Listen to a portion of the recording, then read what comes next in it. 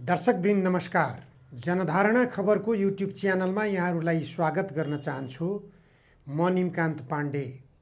आज 2080 असोज 5 गते शुक्रबार। नयाँ संविधान आएको 9 वर्ष प्रवेश गरेको छ। यो संविधानप्रति जनतामा व्यापक असन्तुष्टि विकसित भएको छ। जनता आक्रान्त भएका छन्। शिक्षा क्षेत्र अस्तव्यस्त भइरहेको छ। शिक्षकहरू सडकमा आन्दोलित भइरहेका छन्। संविधानको कार्यान्वयन कसरी गर्ने विषयमा विवाद उठिरहेको छ। केन्द्र र स्थानीय तहको बीचमा समझदारी बनिरहेको छैन। यो अवस्थाले संविधान अफाप सिद्ध भइरहेको छ। तर सत्ता सञ्चालक राजनीतिक दलहरू अहिले पनि संविधानको निकै महिमा गान गाउँदैछन्। यो संविधान क्षेप्यास्त्र हो हाम्रो देशको विकासको निम्ति, हाम्रो देशको प्रजातन्त्रको निम्ति, हाम्रो देशको अस्तित्व रक्षाको निम्ति। यो संविधान नै कोसेढुङ्गा हो। यो राजनीतिक दलका नेताहरू, खास गरेर जो राजनीतिक दलका नेताहरूले यो संविधान बनाउनु भएको हो, उहाँहरूको दृष्टिकोणमा यस्तो देखा परिरहेको छ। यथार्थ के हो त भने संविधान जनताको निम्ति हो, देशको निम्ति हो। देशको विकासको निम्ति यो संविधानले गति दिन सक्यो कि सकेन? जनताको जीवन स्तर माथि उठाउनको निम्ति यो संविधान सहयोगी सिद्ध भयो कि भएन? देशका यावत किसिमका समस्याहरू समाधान गर्नको निम्ति यो संविधान कोसेढुङ्गा साबित भयो कि समस्या साबित भइरहेको छ? बुझ्नुपर्ने विषय यो हो। अहिले नेपालका प्रधानमन्त्री पुष्पकमल दाहाल संयुक्त राष्ट्रको महासभामा अमेरिकामा भ्रमणमा पुग्नुभयो। भोलि उहाँ चीनको भ्रमणमा पनि जाँदै हुनुहुन्छ। अमेरिकाबाटै चीन भ्रमण पुग्दै हुनुहुन्छ। अमेरिकाबाट उहाँले के अनुभव गरेर आउनुभयो, अथवा चीनमा पुगेर उहाँले के प्राप्त गरेर आउनुहुने हो, यो नेपाली जनताको निम्ति कुनै आशा लाग्दो अथवा आशाको सञ्चार गर्ने खालको गतिविधि देखिँदैन। निराशा छ जनतामा। अमेरिकाबाट पनि उहाँले केही प्राप्त गर्नुभएको छैन, गुमाएरै आउनुभएको छ। उहाँको व्यक्तित्व गुमाएर आउनुभएको छ, देशको अस्तित्व गुमाएर आउनुभएको छ। र चीन भ्रमणमा गएर पनि उहाँले केही गर्नुहुने छैन। किनभने यो किन मैले दाबी गरिरहेको छु भनेपछि प्रधानमन्त्री पुष्पकमल दाहालमा आफ्नो हैसियतलाई बुझ्ने क्षमतै छैन।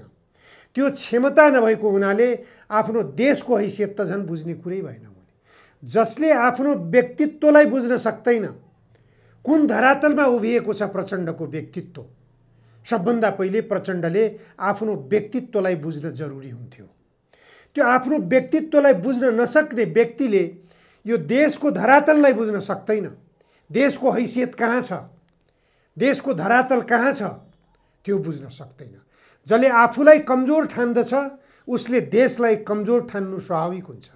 प्रचण्डको नजरमा आफू नितान्त कमजोर, आफ्नो गर्दनमा शान्ति प्रक्रियाको तरवार छ अथवा जनयुद्धकालीन मुद्दाको तरवार छ। त्यो तरवारको कारणले गर्दा नेपाललाई जुनसुकै अवस्थामा पनि उहाँले सम्झौतामा पुर्याउन तत्परता देखाउनुहुन्छ। नेपाललाई अहित हुने खालका जुनसुकै पनि सम्झौतामा उहाँले दस्तखत ठोक्न तयार हुनुहुन्छ। अन्यथा तपाईको गर्दनमा युद्धकालीन तरवार हामी रेट्छौँ भनेर शक्ति सम्पन्न राष्ट्रहरूले उहाँलाई चेतावनी दिएपछि उहाँ थरर कम्पनमा पुग्नुहुन्छ, काँप्नुहुन्छ र दस्तखत ठोकिदिनुहुन्छ। चाहे भारत भ्रमणका क्रममा सोचौँ, चाहे अमेरिका भ्रमणका क्रममा सोचौँ, उहाँले यसरी अमेरिका र भारतसँग गरेका जति पनि सम्झौताहरू छन्, ती सम्झौताहरू छिमेकी देश चीनको निम्ति कति हितकर छन्, कति चीनको निम्ति स्वाभाविक लाग्ने खालका छन्, चीनलाई हित गर्ने खालका छन् अथवा नेपालकै हित गर्ने खालका छन्, यो अत्यन्त गम्भीरतापूर्वक छिमेकी देश चीनले नियालिरहेको छ। सधैँभरि नियाल्दै आएको हो। चीनले नेपालका गतिविधिहरू निश्चित रूपमा निहाल्छ। हुन त चीन नेपालका तर्फबाट प्रशस्त सहयोग पाएर नेपालको एउटा भूसामरिक अवस्थाले गर्दाखेरि चीनले नेपाललाई महत्त्व दिँदै आएको हो। नेपाललाई महत्त्व दिनुको कारणबाटै चीनको अस्तित्व पनि बचेको हो। चीनलाई अहिलेको अवस्थामा पुर्याउन नेपालको भौतिक उपस्थिति पनि निकै महत्त्वपूर्ण छ। धेरै घटनाक्रमहरू छन्। ती इतिहास केलाउनेहरूले स्पष्ट रूपमा केलाइसकेको अवस्था छ। अहिले यहाँ ती सबै घटनाक्रमहरूलाई उल्लेख गर्न सकिँदैन। यति मात्र हामी के भन्न सक्दछौँ भने तिब्बत स्वतन्त्रताको आन्दोलन गर्न खोज्ने अथवा त्यो आन्दोलनलाई भड्काउन खोज्ने भारत र अमेरिकाका योजनाहरूलाई अथवा CIA र रका योजनाहरूलाई नेपालले भुत्ते साबित गरिदिएको छ। एकपटक होइन, पटक पटक नेपालले एक चीन नीतिप्रति आफ्नो चट्टाने अडान देखाउँदै आएको छ। त्यो नै चीनको निम्ति सबैभन्दा ठुलो उपलब्धि हो। अन्तर्राष्ट्रिय रङ्गमञ्चमा चीनलाई उभ्याउन नेपालको ठुलो भूमिका छ। त्यसै गरी खम्पा विद्रोहलाई निस्तेज गराउन तत्कालीन शाही नेपाली सेनाको भूमिका महत्त्वपूर्ण छ। यी सबै नेपालका महत्त्वपूर्ण भूमिकाहरूलाई चीनले राम्रोसँग बुझेको छ। इतिहासको समीक्षा गर्ने हो भने चीनले नबुझेको कुरो मान्न सकिँदैन। त्यसकारण नेपाललाई चीनले कमजोर मुलुकको रूपमा आकलन गर्दैन। नेपाली भूभागलाई, नेपालको भूबनोटलाई कमजोर आकलन गर्दैन। तर नेपालको हितको निम्ति चीनले केही सहयोग गर्न चाहने हो भने नेपाल चीनको सहयोग लिन मात्रै पनि स्वतन्त्र छैन। यो सबैभन्दा दुर्भाग्यको कुरो हो। किनभने भारत र अमेरिकाको सहमति बिना चीन अथवा रुसको सहयोग नेपालले लिन सक्दैन। रुसले केही दिन अघि मात्र हाम्रो राष्ट्रिय सभाका अध्यक्ष रुस भ्रमणमा जानुभएको थियो। उहाँ रुस भ्रमणमा गएको बेलामा रुसले 14वटा प्याकेज प्रस्ताव गर्यो। नेपाललाई सहयोग गर्नको निम्ति 14वटा प्याकेज प्रस्ताव गरेको छ। त्यो प्रस्ताव नेपाल सरकार समक्ष पनि पुगिसकेको छ।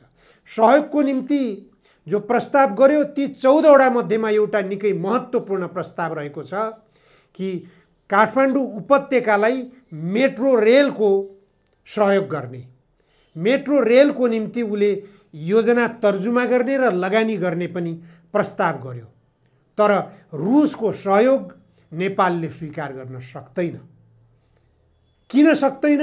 हामी सबैले बुझिसकेको हो। किनभने नेपाल MCC सम्झौतामा फसिसकेपछि अमेरिकाको उपनिवेशको रूपमा रहिसकेको छ। अब अमेरिकाको सहमति बिना नेपालले कुनै पनि देशको चीनको अथवा रुसको सहयोग स्वीकार गर्न सक्दैन। यो स्वतन्त्र छैन। त्यो हिम्मत प्रधानमन्त्री पुष्पकमल दाहाल प्रचण्डमा पनि हुने छैन।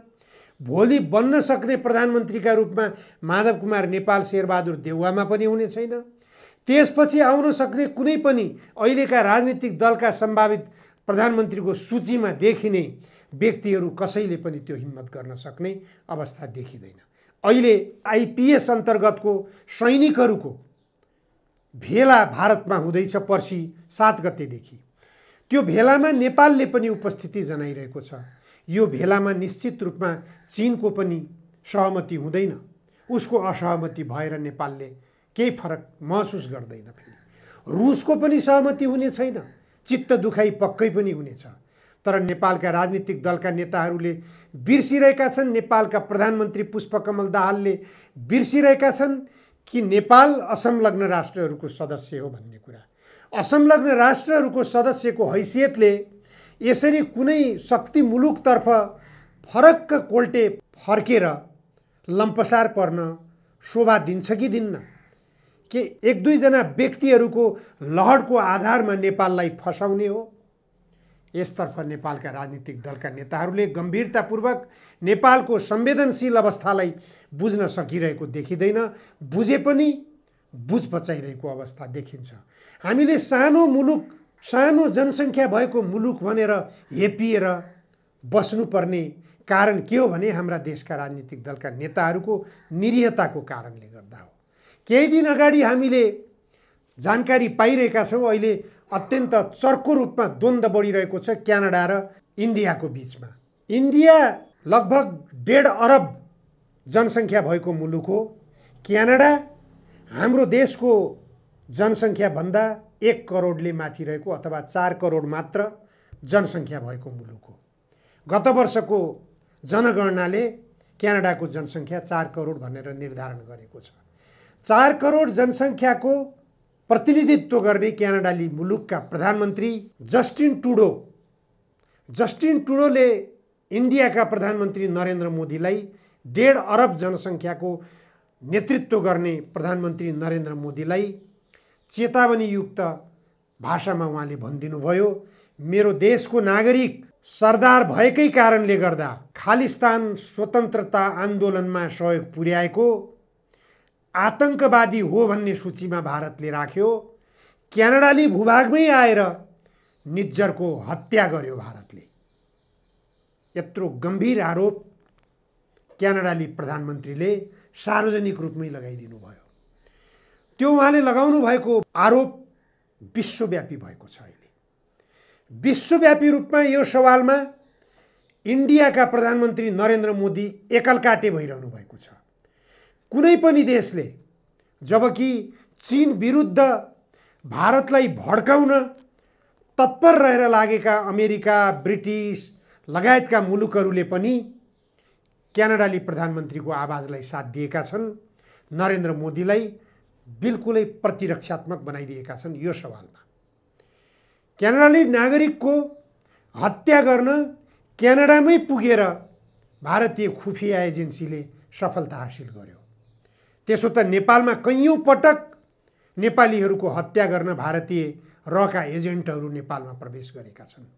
तमाम नेपाली नागरिकहरूको हत्या गरेका छन्। यहाँ व्यस्त सडकमा गोली हानेर मारिदिएका छन्, तुइन काटेर मारिदिएका छन्। सीमा रक्षाको निम्ति आन्दोलित हुने क्रममा त्यही पनि गोली हानेर मारिदिएका छन्।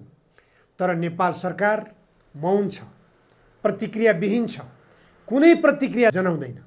नेपाली भूभाग हडपेर नेपाली भूभागमा सैनिक क्याम्प राखेका छन् भारतीय शासकहरूले। नेपाल बोल्दैन। कालापानीबाट भारतीय सैनिक क्याम्प हटाऊ, भारत बोल्न सक्दैन। जसरी क्यानाडाली प्रधानमन्त्रीले साहसका साथ आफ्नो देशको नागरिकलाई किन मार्यौ भनेर बोल्न सके, त्यो साहस हाम्रा देशका प्रधानमन्त्रीले किन देखाउन सक्दैनन्? किन दब्बु मानसिकताका साथ आफूलाई प्रस्तुत गर्छन् छिमेकी देशका अगाडि? यदि यो हिम्मत, यो साहस नेपालका प्रधानमन्त्रीले देखाउने हो भने निश्चित रूपमा विश्वका सम्पन्नशाली भनेर चिनिएका मुलुकहरूले पनि नेपालका प्रधानमन्त्री पुष्पकमल दाहाल प्रचण्ड साहसी व्यक्ति हुन्, हिम्मतिला व्यक्ति हुन्। 10 वर्षसम्म जनयुद्ध गरेर नेपालमा गणतन्त्र स्थापना गर्न सफलता हासिल गरेको प्रधानमन्त्री प्रचण्डले भारतका हस्तक्षेपकारी गतिविधिका विरुद्धमा आफूलाई चट्टान झै उभ्याएका छन् भनेर कमसेकम मूल्याङ्कन हुन सक्थ्यो। अहिले नेपाल, मैले धेरै पटक दोहोऱ्याइरहेको छु, नेपाल सार्क सङ्गठनको अध्यक्षको हैसियतमा छ। सार्क सङ्गठनको अध्यक्षको हैसियतमा रहेको कारणले गर्दा सार्क सङ्गठनलाई सक्रिय बनाउने जिम्मेवारी, सबैभन्दा महत्त्वपूर्ण जिम्मेवारी कसैको छ भने नेपालको हो। नेपालको प्रधानमन्त्री पुष्पकमल दाहाल प्रचण्ड भएको हुनाले पुष्पकमल दाहालको काँधमा यो जिम्मेवारी आएको छ। सार्क सङ्गठनलाई बिउताउने, सार्क सङ्गठनलाई सक्रिय बनाउने, सार्क सम्मेलनको आयोजना गराउने आयोजक राष्ट्रको रूपमा नेपालले आफूलाई उभ्याउन सक्नुपर्दछ। छिमेकी देशहरू कसैसँग पनि भारतको सम्बन्ध राम्रो छैन। चाहे पाकिस्तानसँग भनौँ, बङ्गलादेशसँग भनौँ, श्रीलङ्कासँग भनौँ, अफगानिस्तानसँग भनौँ, चीनसँग भनौँ, भुटानसँग भनौँ, नेपालसँग भनौँ, हामी विश्लेषण गरौँ त कुन देशसँग भारतको शासकहरूको राम्रो सम्बन्ध छ?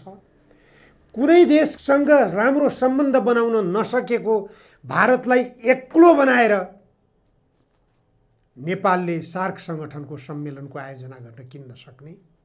त्यो सम्मेलनमा भारतले हस्तक्षेप गरेका, भारतले अतिक्रमण गरेका नेपाली भूभागहरू फिर्ता लिन प्रयास किन नगर्ने?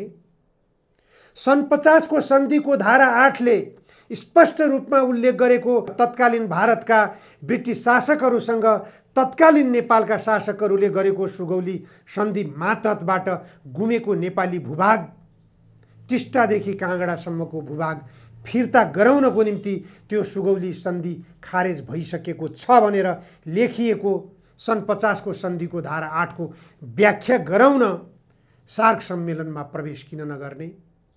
प्रधानमन्त्री पुष्पकमल दाहाललाई यति कुरा भनिरहनु त व्यर्थ छ। किनभने उहाँले संयुक्त राष्ट्रसङ्घको महासभामा आफूलाई एउटा जीवन्त प्रधानमन्त्रीको रूपमा, एउटा ऐतिहासिक नेपालको प्रधानमन्त्रीको रूपमा उभ्याउने अवसर पाउनुभएको थियो। उहाँले त्यो महासभामा यसरी उभ्याउन सक्नुहुन्थ्यो कि उहाँ अति कम विकसित राष्ट्रहरूको अध्यक्षको हैसियतमा समेत सम्बोधन गर्ने अवसर प्राप्त गर्नुभयो। उहाँले 10 वर्षसम्म देशमा जनयुद्ध नाम दिएको सशस्त्र युद्ध किन गरिएको थियो, किन जनयुद्ध गरिएको थियो, त्यो व्याख्या गर्ने थलोमा उहाँ पुग्नुभएको थियो। संयुक्त राष्ट्रसङ्घको महासभामा जनयुद्ध यसकारण गरिएको थियो भनेर जनयुद्धको औचित्य पुष्टि गर्न सकिने थलोमा उहाँ पुग्नुभएको थियो। यदि जनयुद्ध गर्नु गलत थियो भनेपछि उहाँले सार्वजनिक थलोमा त्यही महासभाबाट माफी माग्नु पर्दथ्यो। त्यो माफी मागेपछि जस्तो सुकै अपराधमा पनि माफी दिने गरिन्छ भने अन्तर्राष्ट्रिय फोरमले त झन् माफी दिन सक्दथ्यो। अहिले उहाँको गर्दनमा जनयुद्धकालीन तरवार छ भन्ने त्रासले आतंक बनाइरहेको छ उहाँलाई। त्यो त्रासबाट मुक्ति पाउनको निम्ति पनि उहाँले कि त जनयुद्धलाई पुष्टि गर्न सक्नु पर्थ्यो, कि त गल्ती स्वीकार गरेर माफी माग्न सक्नु पर्दथ्यो। त्यो रूपमा उहाँले आफूलाई प्रस्तुत गर्नै सक्नु भएन, उहाँले गुमाउनु भएको छ। पुष्पकमल दाहाल प्रचण्डको हैसियत संयुक्त राष्ट्रसङ्घको महासभामा के भयो हामी सबैले देखिरहेका छौँ। अति कम विकसित राष्ट्रहरूलाई ती देशहरूमा शान्ति स्थापना गर्नको निम्ति, शान्ति कायम रहन दिनको निम्ति, अथवा ती देशहरूमा आतंकवादी गतिविधि सृजना हुन नदिनको निम्ति, ती देशहरूलाई सम्पन्नताको बाटोमा जाने, ती देशहरूलाई समृद्धिको बाटोतर्फ जाने बाटो मार्ग प्रशस्त गर्ने यो संयुक्त राष्ट्रसङ्घको महासभाको जिम्मेवारी हो। त्यसकारण अति कम विकसित राष्ट्रहरूको अध्यक्षको हैसियतबाट म यहाँ माग गर्न चाहन्छु, म यहाँ आवाज उठाउन चाहन्छु, म अधिकार स्थापित गर्न चाहन्छु कि संयुक्त राष्ट्रसङ्घले कुनै पनि मुलुकलाई गरिब मुलुकको रूपमा रहन दिनु हुँदैन। सबै देशहरूको सम्पन्नताको ढोका खोल्नु पर्यो, सबै देशहरूलाई समृद्धिको बाटोतर्फ अगाडि बढ्ने अवसर खोल्नु पर्यो। त्यो अवसरबाट वञ्चित गरेर गरिब मुलुकहरूलाई दोहन गर्ने काम गर्नु भएन। त्यही दोहनकै क्रममा जाँदाखेरि एमसीसी सम्झौता हाम्रो संसदले पारित गरेको छ। त्यो संसदबाट हामीले 12 बुँदे व्याख्यात्मक घोषणा पनि पारित गरेका छौँ।